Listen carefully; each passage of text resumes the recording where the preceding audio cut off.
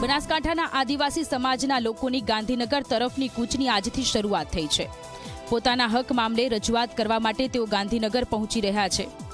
લાંબા સમયથી નોકરીના ઓર્ડર ન મળ્યાની તેમની ફરિયાદ છે। સાથે જ જાતિના પ્રમાણપત્ર રદ કરી પેઢીનામાની માંગનો વિરોધ છે। જંગલની જમીનની સનદો નથી મળતી, જે મામલે તેઓ વિરોધ કરી રહ્યા છે। તેમની સાથે કોંગ્રેસના નેતાઓ પણ જોડાયા છે। જો તેમની રજૂઆત સાંભળવામાં નહીં આવે તો ધરણાની પણ ચીમકી આપવામાં આવી છે।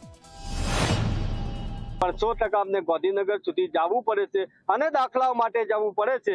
એટલે સરકારને ચેતવણી આપીએ છીએ, વહેલામાં વહેલી તકે વર્ષોથી દાખલા જે રીતે રૂટિનમાં મળતા હતા એ રીતે દાખલા ચાલુ કરવા માટે સરકાર પર અપેક્ષા રાખીએ છીએ। જાતિ અંગેના દાખલાઓમાં અમારા વિસ્તારના લોકો બહુ એટલે ખૂબ જ હેરાન પરેશાન થાય છે।